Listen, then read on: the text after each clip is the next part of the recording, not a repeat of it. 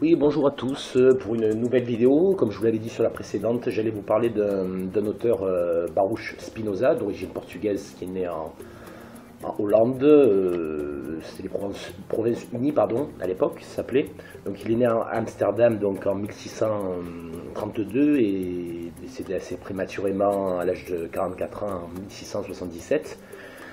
Alors c'est un philosophe qui a marqué son époque et les époques qui ont suivi, bien sûr. Sa particularité, il était polisseur de lentilles et philosophe, donc il a une formation de théologie, il a beaucoup travaillé, donc, et sa grande œuvre, donc c'est l'éthique, donc qui veut dire habitude, mœurs, et à travers cette œuvre-là, il a construit sous forme géométrique, donc composée de 5 parties.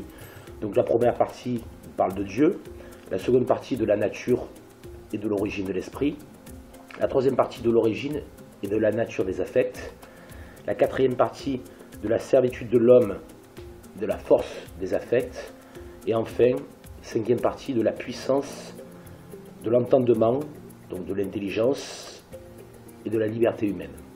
Alors c'est une œuvre assez difficile à lire, aussi bien dans la forme que dans le fond, mais surtout dans la forme, car cette œuvre est composée donc de propositions, de définitions, de scolies, de lemmes, de corollaires, donc d'axiomes, d'explications, avec une définition au préalable à chaque fois. Donc c'est une œuvre qui se lit, qui se relit plusieurs fois, quoi. Donc c'est voilà. Donc pour revenir à Baruch Spinoza, c'est un philosophe qui se classerait donc à la fois dans le rationalisme cartésien, même s'il a quand même critiqué René Descartes, matérialisme et aussi démonisme. Donc le démonisme, c'est cette philosophie qui vise au bonheur à tout prix.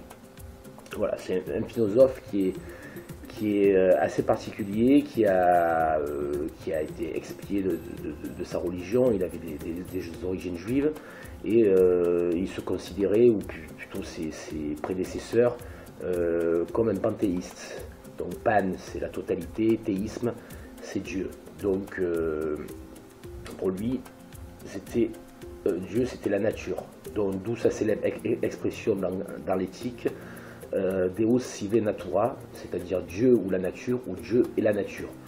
Il le cite une seule fois dans l'éthique, là je vous montre bien, l'éthique, une seule fois, parce qu'à l'époque on ne pouvait pas dire des choses comme ça, même si la liberté d'expression de nos jours est assez contredite, on va dire.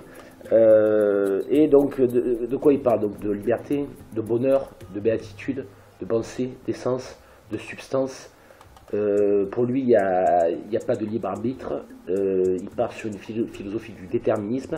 Et aussi, ce qui est intéressant, c'est sa notion de conatus. Donc, pour traduire, c'est la fonction conative, c'est-à-dire la volonté.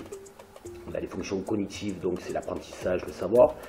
Et le conatus, ou fonction conative, c'est la volonté, ce que l'on désire, ce que l'on souhaite. Et juste pour terminer, donc une citation qui est très célèbre, donc c'est le désir est l'essence même de l'homme, c'est-à-dire l'effort par lequel l'homme s'efforce de persévérer dans son être. Donc à bien méditer. Après, je vous avais dit, oui, la construction donc, de l'éthique est construite sous une forme géométrique, pas le livre, hein, l'intérieur du livre. Hein. Donc c'est ça qui ramène à cette complexité. Voilà, je vous remercie.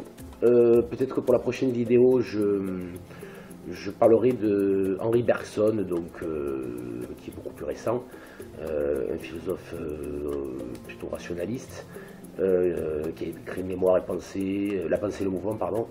Voilà, je vous dis à très bientôt sur la chaîne philosophique. Vous pouvez vous abonner, mettre des commentaires, voilà. C'était Nicolas Guillota, merci, au revoir.